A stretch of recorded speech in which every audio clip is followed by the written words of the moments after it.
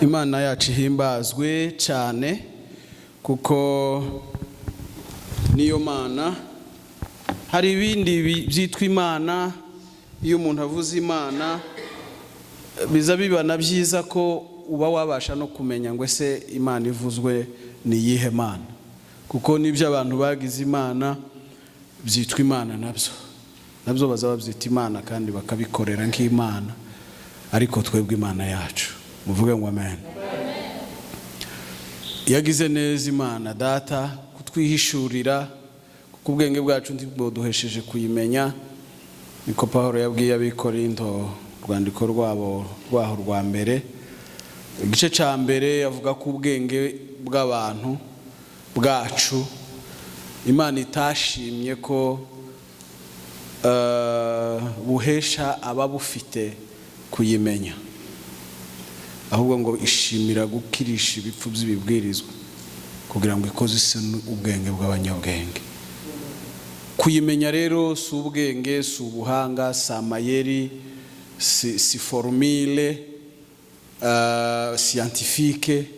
Kuyimenya ni neza yayo ku buzima bwacu ibwihishuriye. Tuyikomera amashyi Imana. Imana yagize neza kutwihishurira, bituma tuyimenya. Natwe ntacyo twakoze, ntacyo twagize kwisanga muri ubu buntu. Pawulo byazaga bimutangaza cyane, akavuga ngo ese ndinde ndiki kwisanga muri ubu buntu ndimwo, kwisanga mu mubare w'ab'Imana yagiriye neza ikabihishurira ikabaha kuyimenya. Natwe turimo tuyigaruriye amashimwe. Ku bwayo turiho, ku bwayo turi bazima, ku bwayo turaririmba, ku bwayo turavuga, ku bwayo turagenda, ku bwayo twuzuza inshingano zacu z'umubiri, kandi habwe icubahiro ko iduhaye no kuzuza inshingano z'imihamagaro yacu muri uyu mwanya. Imana yakijije abari barwaye ishimwe, Imana ibeshejeho abariho ishimwe, Imana ikomeza imitima y'ababuze ababo ishimwe, Imana iba mu bihe byose ihabwe ikuzo ryose, irarikwiriye. Dusubire kandi nimba tubishoboye tuyikomera amashyi menshi cyane. Imana ibaho umugisha. Tugiye gutangira urugendo kandi tugizemo iminsi twiga igice cya nyuma cy'igitabo cy'ibyakozwe n'intumwa, nako cy'igice cy'ibyakozwe n'intumwa cya 28 umurongo wa 18 ugakomeza, kuko nagiye mbigarukaho inshuro nyinshi. Muza mumbabarira sinkaza mbavuga mu mazina iyo tangiye kubwiriza mugakora ibindi bitari ibyo, bitari ukunkurikira. Ntabwo inza numva ari ibintu no kwihanganira. Kuri ubwo rero muzoza mumbabarira gukora ibyo ndashoboye kwihanganira, bigatuma mbanza guhagarika iby'ingenzi nkabavugaho.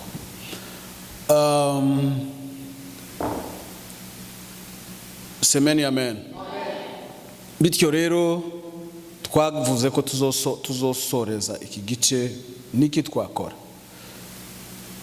uburyo twakora kugira ngo tuje Mwisi tuvuga ubutumwa.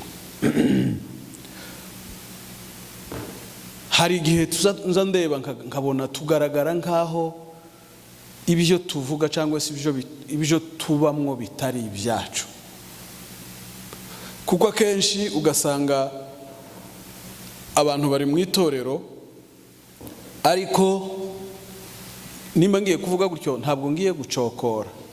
Hari igihe abantu baza bananirwa kumva, bamisinga kumva ikibabwiwe cy'ukuri kandi gifite icyo kibamariye, bakumva bacokowe, bamanuwe bamanuwe agaciro kanyu ntabwo kari muco twovuga nk'abantu, cyangwa twebwe tubahaye agaciro. Ako twubaha kose kaba kari cheap, kuko nta rugero rw'agaciro kuzuye twebwe dufite nk'abantu. Agaciro gakomeye umuntu afite nuko muri we afite ishusho y'Imana kandi yaremwe n'Imana. Nta muntu ufite ububasha bwo kurema umuntu. Sema amen. Nico gituma rero nta n'ufite ububasha bwo guha umuntu agaciro. ibyo dutekereza nk'agaciro nkatwe ni ibyacu, ariko agaciro gakomeye ni Imana muri twebwe. Kandi kuba turi mu Imana dufite ishusho y'Imana, agaciro kacu karenze uko twebwe abantu twakavuga. Mvuze gutyo rero nari ngize ngo mvuge ngo iyo ndeba kora ama observation, nzankunda gutekereza, nzankunda kwibwira ko nzambona ngaho tuba mu bintu bisa n'ibitatubamo, cyangwa tugaragara ngaho ibyo tubamwo bitatureba kandi twitwa ko tubibamo. Kubera iki? Akenshi imirimo ureba tugira twebwe nkatwe na responsabilité z'ikanisa ni attendance. Hirya ya attendance ni ukuza gusenga niyinga. Umuntu wese akumva ko inshingano ziwe ku rusengero ni ukuza gusenga niyinga. Hirya yo gusenga niyinga nta kindi kimureba. Amen. Ninde wumva afite inshingano zirenze hirya yo gusenga niyinga muri mwebwe ashira ukuboko hejuru muri iri kanisa? Amen. Hari ugushira ukuboko hejuru, ico ni kimwe Imana ibahereza umugisha. Timwumvishije ikibazo? Hari abatacumvishije, abantu ntibaza bumvira rimwe. Navuze ngo umuntu wumva mu mutima wiwe afite inshingano zirenze, inshingano kwitorero zirenze kwitaba niyinga, kuza mu materaniro niyinga. Nico cyari ikibazo. Navuze ngo mushira amaboko hejuru. Ababyumva mu mitima, Imana ibaho umugisha. Sema amen. Kubyumva ni kimwe, kubikora ni ikindi. Biba bidafite icyo bimaze kuza kuguma kuvuga ibintu hano, cyokora Imana yabampaye ihimbazwe kuri nje, numva jewe ndiko nsohoza ubutumwa bwanje Imana yanzaniye Mwisi. Amen. Hari ukuntu tutaza tubasha gutahura ibintu cyane, tukarebera impamvu cyane mu zitumye turi hano nkatwe zacu, either zijanye nuko tuva mu karere kamwe, dufitanye amasano, tuvuga ururimi rumwe, turi mu muhano umwe, akaba ari aho dukunze kurebera impamvu zitumye tuba hano cyane kuruta kureba impamvu, muvuge ngo amen, ziyaduhamagaye. Kuko kuba hano kwacu, kuba muri iyi nzu kwacu, guhurizwa hano kwacu kurenze kumenyana, kurenze kugirana isano, kurenze guturana. Kandi biramutse ari aho bishingiye bikanarangirira aho, muvuge ngo amen, twaba dufite akaga gakomeye cyane kuba turi mu kintu kidafite iyo kiva, kidafite n'isano yico citirirwa. Ariko Imana idushoboze kandi dufashe ko atari ibyo ngibyo. Igituma mvuze ibyo ni iki? Muvuge ngo amen. Ibyo ngiye kuvuga ni responsabilité, ni inshingano, ni birya nababwiye niyinga ukuntu abantu batita ku ndangagaciro ya accountability. Ni bimwe n'ibi ngibi ngiye kuvuga. Niki kindeba, niki mfite mu nshingano. Paulo yaravuze ngo iyo mvuga ubutumwa bwiza ntaco nirata. Amen. Ntaco nirata kubera ko arico nkwiriye. Ibyo bisiguye iki? Uriya mudamu mukanya yari kwahereza umwana wiwibere, siko? Iyo uriya mudamu ahereza umwana wiwibere arirata ngo yahaye umwana wiwibere. Kubera iki? Sibyo? Iyo tuvuga, iyo kuba ndi hano ntaco nkwiye kwirata ko hari ico mpaye nkora, cyangwa hari ico nshohoje, cyangwa hari ico ngezeho, kubera ko nico nkwiriye gukora. Ibyo mbivugiye iki? Niki kikuri mu mutima ku murimo w'Imana, iyo ugikora wumva ukwiriye kuba wari ukwiriye kugikora, bitari ukuza mu materaniro gusa. Amen. tume twibaza aho ngaho, kuko tutariyumvisa, tutarahindura iyo myumvire ngo twumve ko muri twebwe hari icyo Imana yashizemo kandi kitegerezwa gukora. Ikindi cya kabiri mugomba kumva shaka kuvuga, Imana izihamagara umuntu imuhamagariye impamvu, yamara kumuhamagarira impamvu, ya mpamvu ikayishira muri wa wundi yahamagaye. Irya mpamvu Imana ishize muri wa wundi yahamagaye ikayimuhera impano, mvuga ni ability, ni ubushobozi Imana ihereza urya yahamagaye na kirya yamuhamagariye, ikamuha ubushobozi bumushoboza gukora kirya kintu Imana yamuhamagariye.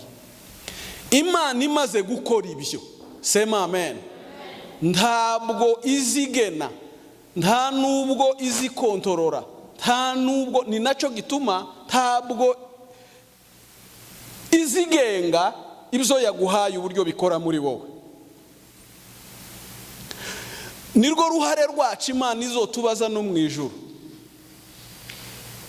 Yesu yabivuze mu mugani uri muri Matayo 25 hejuru y'umwami washatse kuzinduka, abagaragu biwe bahereza itaranto, umwe amuha 5 undi 2 undi amuha 1.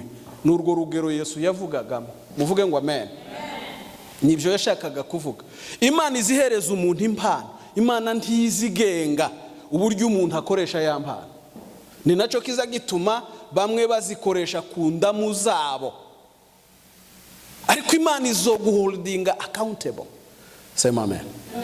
Imana izokwicaza umunsi umwe wewe nayo ikubaze ngo ese iyi mpano naguhaye wayikoresheje iki?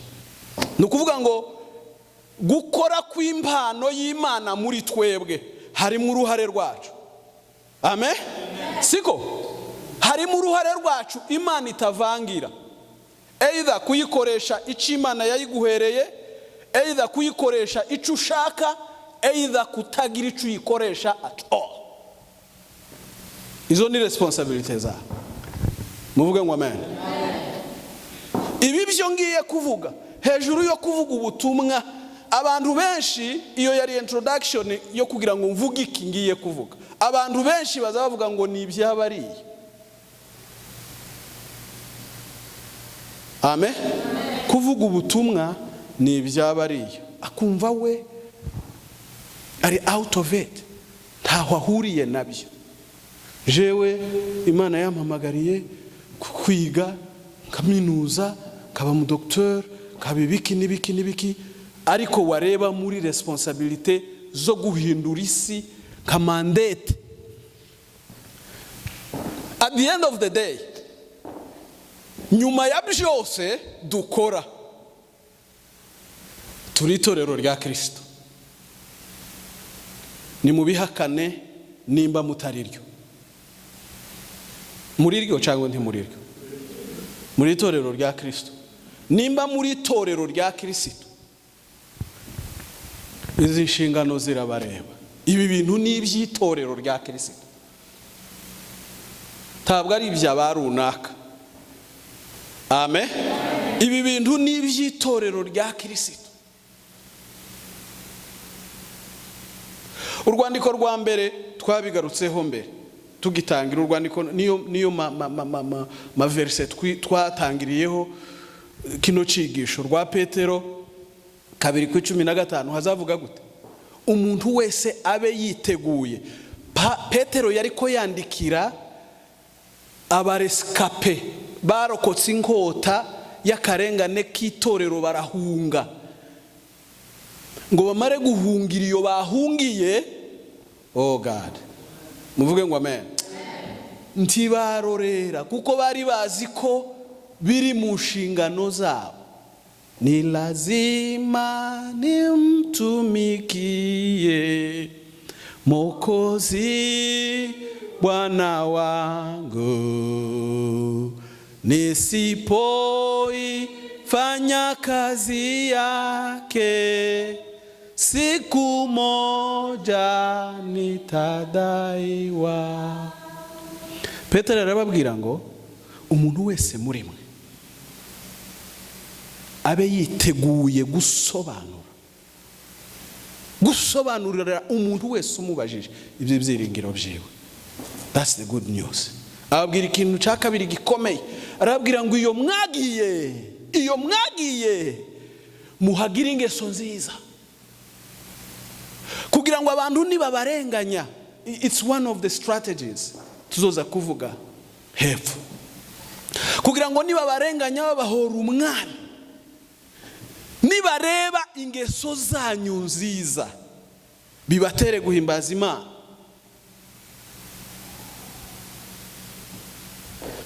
Amen. Ni inshingano zawe mwamika. Inshingano zawe si ukuza gusenga Sunday. Noneho tuza mu minsi dusigaje kuri iki cigisho tuzogenda tuvuga. Uyu munsi wa none turavuga kimwe, ni ibintu bigera nko kuri 7. Ni byinshi ariko zangenda mbikubira muri groupe ko imwe nini kabivugiramo bene uko ngoko. Twokomera Imana amashi. Pahoro, muvuge ngo amen. Pahoro ni icitegererezo ku itorero rya Kristo. Yaravuze ngo ubwo dufite, ndagira ngo n'urwandiko rwa mbere kuri 4 rw'Abikorinto, yaravuze ngo ubwo dufite uyu murimo wo kugabura iby'Imana twahawe kubw'ubuntu. Muvuge ngo amen. It's a privilege. Ntabwo ari abantu bose twokabaye tuvuga ngo ese Mana ndinde kugira ngo ibiza agaciro kangana gutya, mbe agent, mbe agent, mbe igikoresho wokoresha Mana gusohoza umugambi wawe mwisi. Amen. Ndinde mwenende ufite iki Imana yokoresha, Imana yokwizera. Niko Pawulo yavuze ngo watekereje ko turabo kwizerwa. Urinde wowe kugira ngo Imana ikwizere iguhereze umurimo wayo. Muvuge ngo amen. What a privilege. Ni privilege ingana gute. Twakagombye kufatana yombi. Mu b'Imana yatekereje ko rabo kwizerwa, nawe urimwo. Amen. Amen. Amen.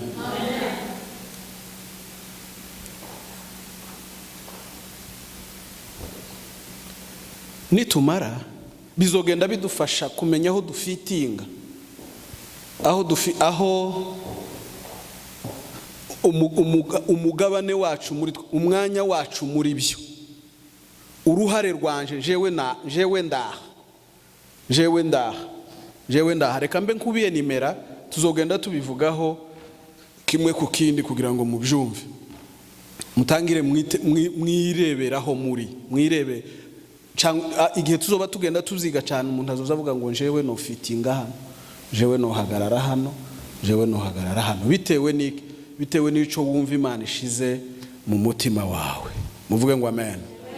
Ikintu cya mbere tuza no kugarukaho none ni gucontextualizinga ubutumwa bwiza. Ubutumwa bwiza kubushira muri context, cyangwa se kubuvugira ahantu, cyangwa se muri societe ahantu hameze uko hameze.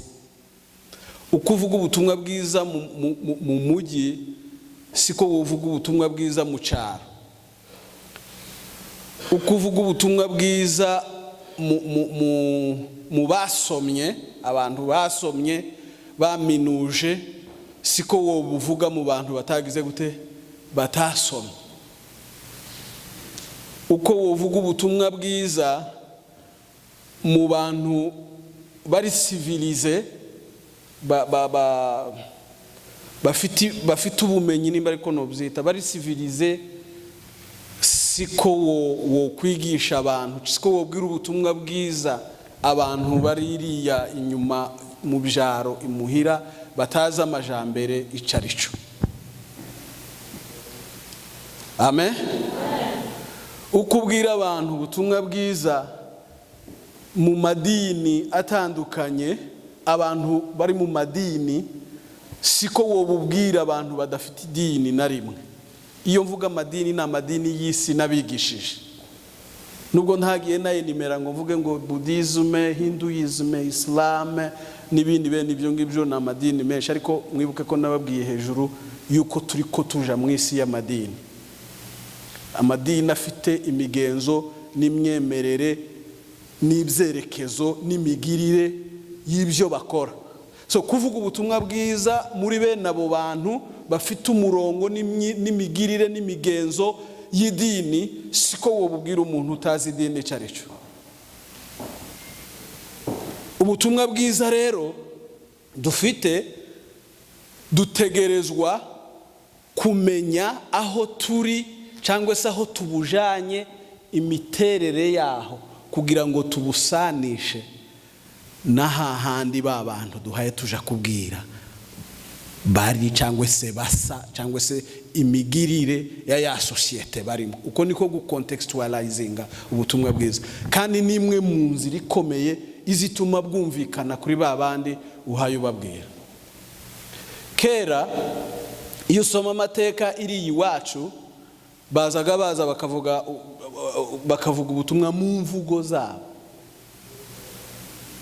zabo, bagasoma Bibiliya mu mvugo zabo. Ico gihe na civilisation yari itaraba nishi ikomeye ngo abantu bige bamenye ubwenge za Bibiliya, bazitranslating, bazihindure mu mvugo zumvikana nabo babwiraga ubutumwa ico gihe. Usomye n'amateka y'itorero rya kera uko ryagiye ritangira, Bibiliya ntiyari n'iy'abantu bose.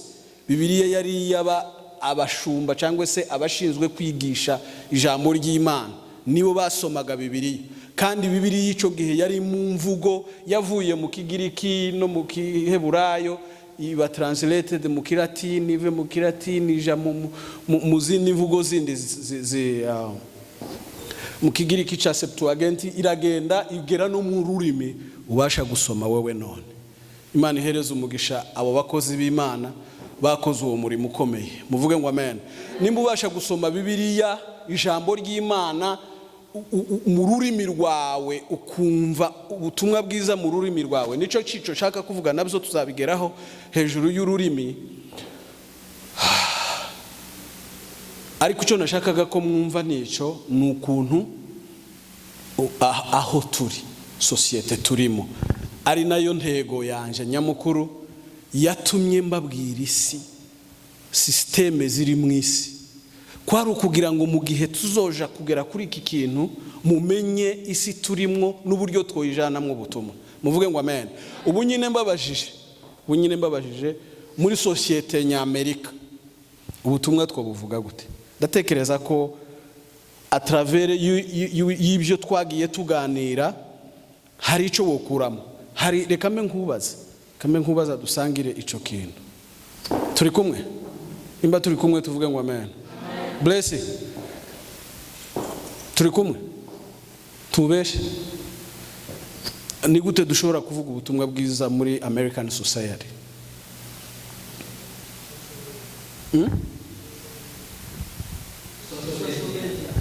Social media ico ni igisubizo ciza cyane. Imana iguhe umugisha. Social media yo bimwe mu nzira strategique twokoresha, kuko kubera iki avuze social media?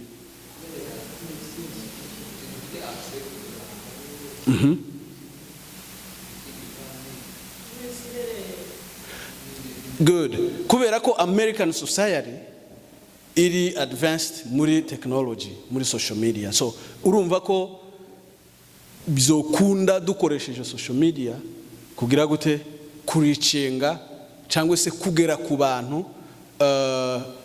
benshi bashoboka dukoresheje iyo nzira. Ikindi Imana imuhe umugisha.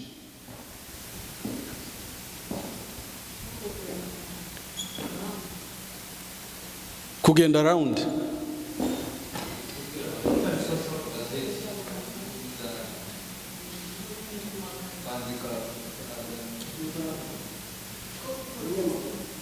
Huh? Protesting. Ego namwumvise. Kwandika nigeze mbona ngera mu bijombo igihe kimwe nkagenda mbona umuntu yari yazaga yandika. Ego naje kumenya ko ari Manowa, Imana imuhereza umugisha. Naricaye ahantu nanarushe munsi yako kabango yakoze. Bango ni post, akora poste mu kabira, ahantu njira gutya mu kabira ugiye gushika nko mu gahuna gutya.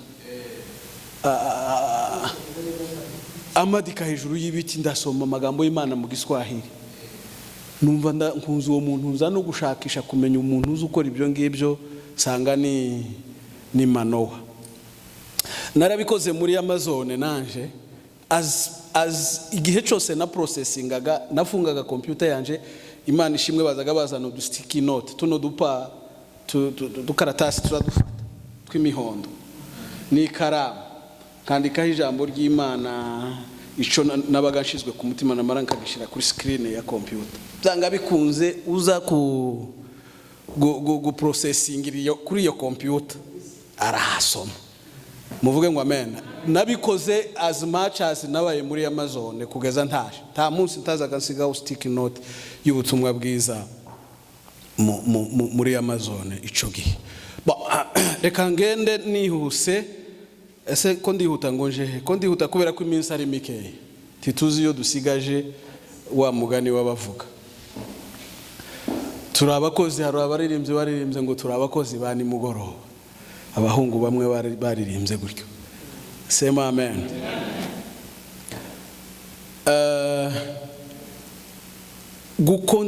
Gushira ubutumwa bwiza, Imana ibahereza umugisha muri ko muranezeza ibisubizo muhaye mutanga. Hari inzira nyinshi cyane twokoresha hano zigiye zisa n'izindi. Reka maze ngume mvuge iyo nimwe. Iya kabiri building a kingdom focused Christ centered church. Iyo nindi strategy kubaka cyangwa se building ko murandika abazabandika building kingdom focused Christ centered church. Ico bisiguye niki? Kubaka itorero rifite muri ryo sanse y'ubwami. Mwibuke ibyo nababwiye hejuru y'ubutumwa, nature y'ubutumwa bwiza dufite. Nimba mwibuka nature cyangwa se imiterere y'ubutumwa bwiza dufite kuvuga nubuhe? Siko ukubwira isi ubwami bw'Imana. So twubaka itorero ryaguye ubwami bw'Imana muri ryo. Nukuvuga ngo itorero rushingiye ku bwami bw'Imana. Tubashije gutahura ko Imana ishaka kuganza isi kandi ishaka kuyiganzisha twe. Iyo niyo yari first purpose y'Imana kurema Adamu dukomokamo. Imana imaze kurema isi yayishize mu Adamu. Ngo Imana ibwira Adamu gute?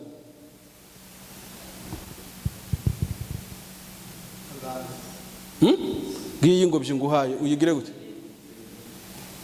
Uyitegeke, uyidominating. Siko? Izo nizo responsibility zacu. Ngiri itorero dukwiriye kubaka. Samami yacu tugiye kubaka ntabwo ari association yo gukemura ibibazo byacu. Muvuge ngo amen. Ntabwo ari museum Niki. Ntabwo ari inzu ndangamurage yo kuza kwerekanamo imico n'imigenzo n'imyambarire na fashion.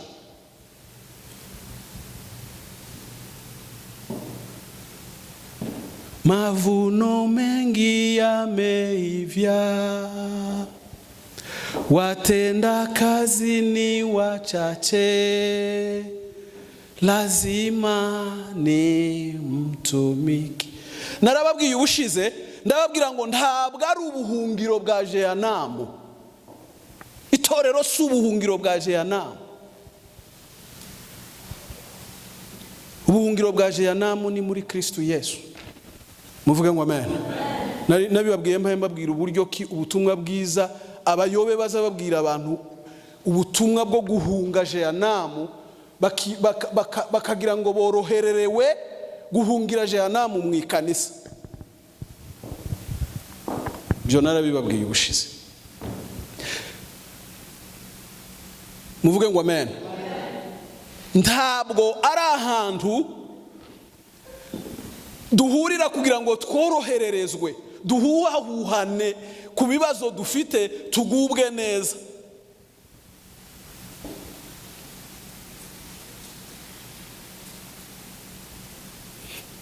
Ntabwo ari cyo twahaherewe. Muvuge ngo amen. Itorero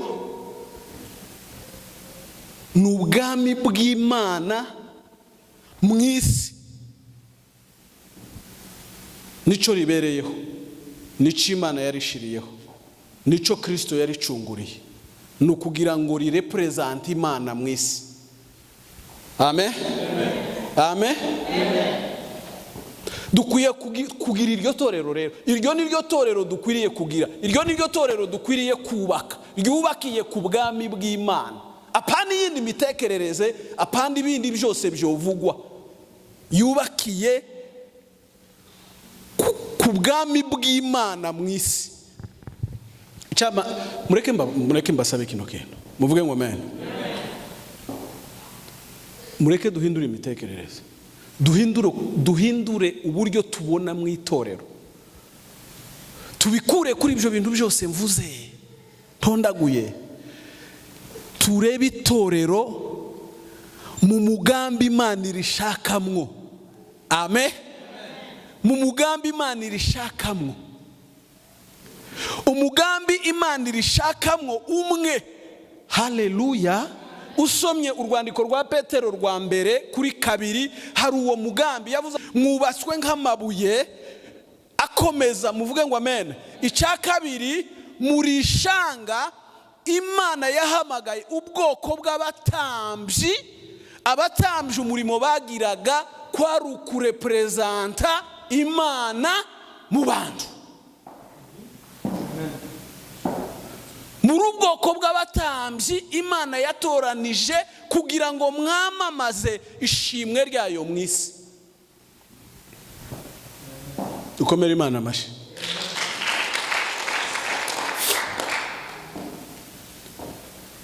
Iryo ni ryo torero Imana ishaka ko twubaka. Iryo ni ryo torero riri muri intention, riri mu mugambi w'Imana. Ibyo byose nzogenda mbivugaho.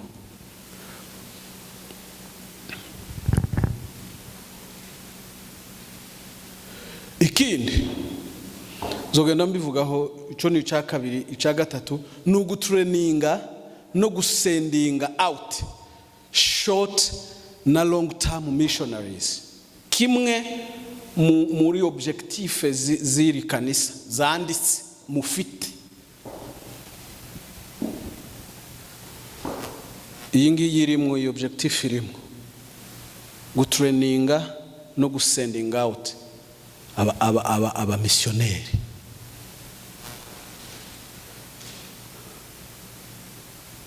Amen.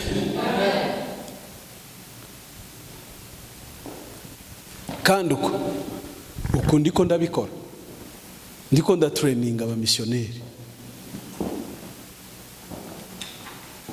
ndiko ndatraininga aba missionnaire bazoja kuvuga gusanisha ubutumwa bwiza naho tugiye kubuvuga.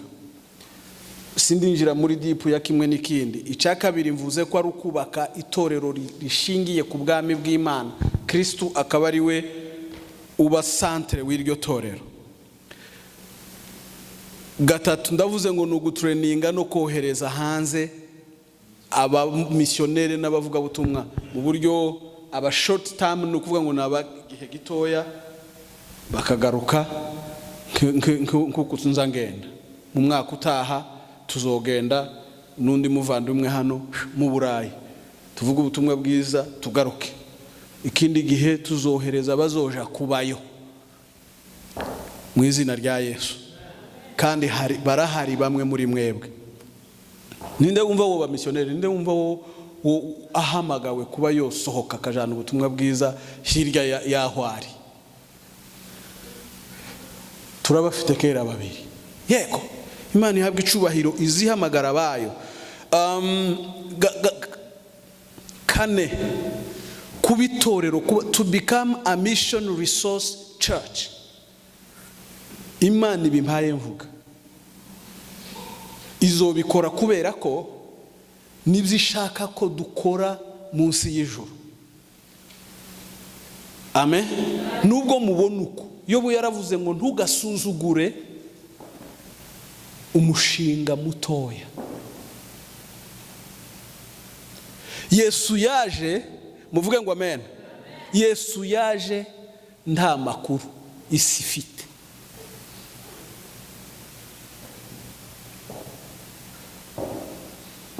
Harabaza bireba bakisuzugura bakavuga ngo njewe twebwe naya yacu. Ninga narababajije ngo who do you suggest? Ni ibyo abande none. Nimba atari ibyacu mwambwiye ngo muri itorero rya Kristo. Kwiba impaye mvuga ari iby'itorero rya Kristo. None nimba atari ibyawe witwa itorero rya Kristo ni ibyande. Kuba itorero resource Niki hari. Kuba itorero ry'isoko ryohereza aba missionnaire. Icyo mvuga resource n'ubushobozi. Nzobi detaye ubushobozi.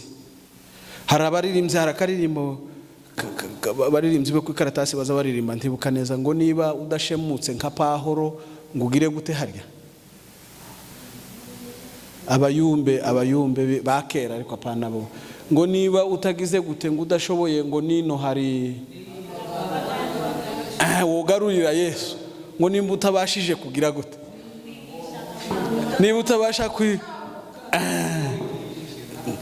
yego nino hari abapagani wogarurira Yesu. Muvuge ngo amen.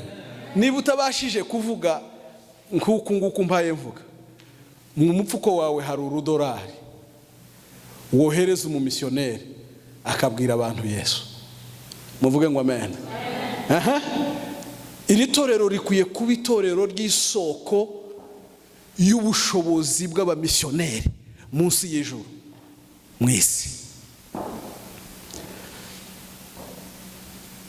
5,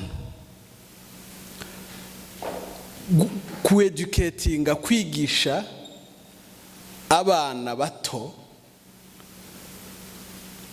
mu masekiteri atandukanye kugira ngo nibakura bazojana ubutumwa bwiza muri workplaces, aho bazakorera imirimo bahajana ubutumwa. Itorero rya Kristo tuzatwicara twilamanta tukababazwa n'ibihaye biba. Amen. Wayiwe ngo ibi nabyo birabaye, ibi nabyo birabaye. Twamara kwifarije ngo nugusenga. Gusenga ni igisubizo. Turacyari kumwe? Nibi nabyo birabaye. Abana bacu baragiye. Imigenzo n'imigirire y'iki gihugu irabafashe. Nibi nabyo birabaye. Ariko igisubizo cyabyo, muvuge ngo amen. Sugusenga, igisubizo cyabyo nugutreninga bavuga butumwa, bakiga amategeko, bakaza bicara mu byicaro amategeko afatirwamwo, bakabwira abanyamategeko bisi, bakababwira ngo ibisi byo. Muvuge ngo amen. Ibisi byo. Amategeko y'Imana avuga gutya.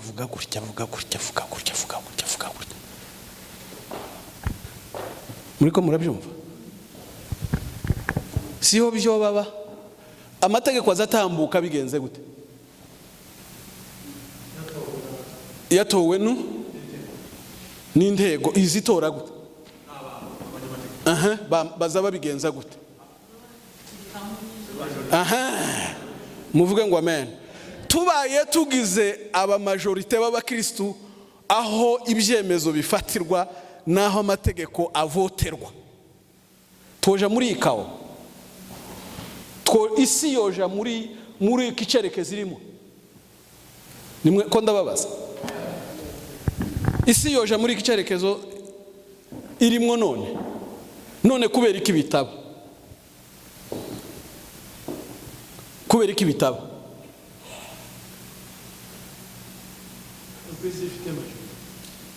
Isi ifite majorite.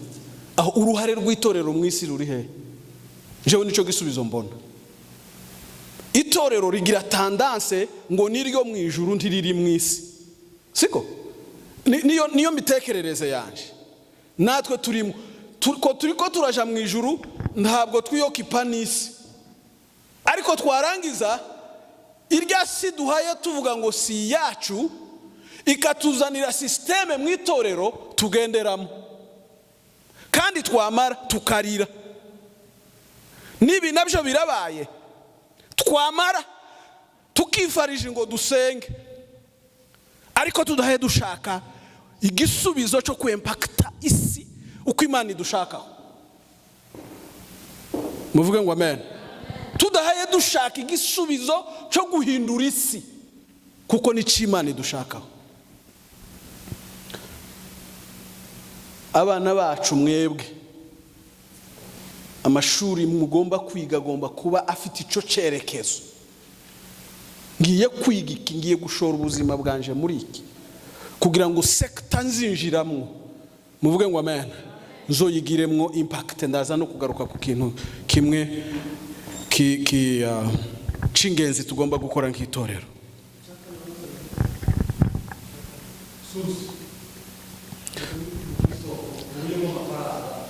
Kuba isoko ry'ubushobozi bw'ivugabutumwa mu isi.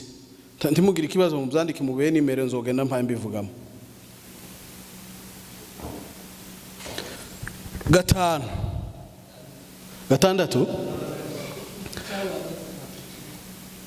6 kwigisha abana mu masekteur atandukanye kugira ngo muri target yo kugira ngo nibamara kugira daboro ni ibintu bifatanye ni tafari ryubatse kurindi.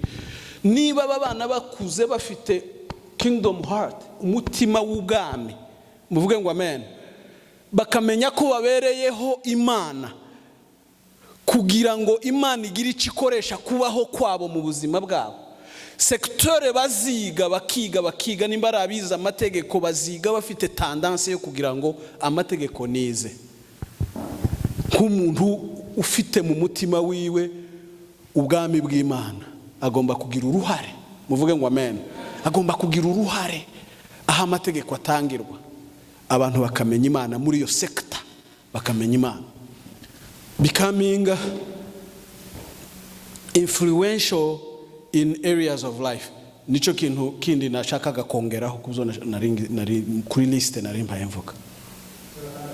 6 kubuildinga, gucultivatinga impamvu zizotuma tuba umusemburo. Bibiliya igenda ibigaragaza neza cyane. Tuba influential, ku influencinga nugutuma, nugutera abantu gukunda no gukora ibyo bahaye babona uhaye ukora utababwiye ngo babikore. Bwana sifiwe sana. Kuri influencinga nugukunda. Turuzuko amastile y'imyambarire abantu benshi bagira bayiterwa na influence. Umuntu agashaka ngo yambare nkanaka. Kurya urya muntu ntiyakubwiye ngo wambare kurya ugiye kwambara nkawe, wambaye nkawe kubera iki? kubera ko urya muntu arakuinfluencinze. N'imbaraga itorero rya Kristo mana we. Nibyo Yesu asigura mu butumwa bwiza bwa Matayo avuga ngo nimureke umuco wanyu umurike mu bantu. That's big influential. Muvuge ngo amen. Umuco ni iki? Abantu ngo nibabona ibibarimo bahinduke. Mwumvishije hari ijambo rivuzwe influence.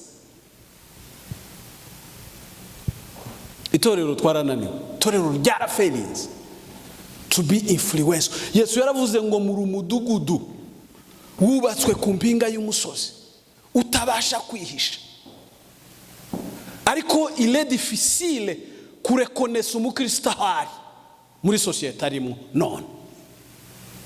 Siko ibyo ndi biri opposite. Yaravuze Kristo ngo muri amatabaza yaka atagomba gutwikirwa, ashirwa hano kugira ngo influence abonekere, abera umuco abari mu mwijima. Influence. Uruhare rero dufite n'uruhe ku influencinga societe turimo ku bwa Kristo. Muvuge ngo amina. Ibyo nibyo bintu tuzoganira muri iyi minsi dusigaje.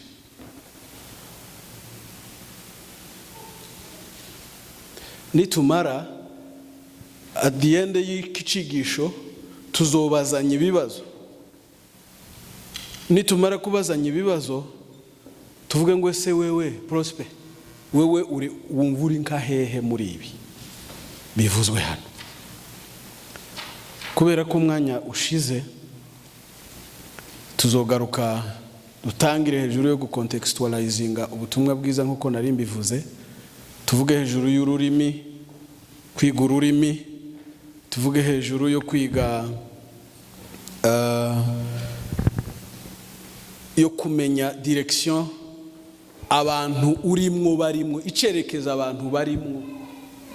Abantu bo muri Amerika bari mu kihe cerekezo? Kuko utagiye muri direction iyo abantu berekeye ngo ari yuja numara uberekeze kuri Kristo ubahindukize. Muvuge ngo amen. Utazi icerekezo barimo ntako umenye ubahindukiza. Kugira ngo umenye uko ubahindukiza ni ngombwa ngo ubanze umenye icerekezo barimo. Nzabahereza urugero rwa Pahoro avuga ubutumwa bwiza muri ubwo buryo. So nukuvuga ngo tugomba kubanza kumenya ururimi rwaho turi naho tugiye kuvuga ubutumwa, tukamenya icerekezo iyo societe tugiye kuvugamo ubutumwa ifite, kugira ngo tubone uko tuzogihindukiza kuri Kristo ico cerekezo. Icanyuma muri ico tuziga hejuru yo kumenya imico mvuga ni imigenzo ni social practices. Abantu ba practicing ibiki, kuko utamenye practices za sociale z'abantu ugiye kubwiriza ubutumwa bwiza bizokugora ko ubinjiramo ngo ubashe kumenya. Aho tuzosoma igice ca mbere ca urwandiko rw'Abikorinto 9 uhereye ku 19 ukageza 27, hari ayo magambo Pawulo yaduhaye urugero rwiza cyane. Yageze ahantu avuga ngo ndi byose kuri bose kugira ngo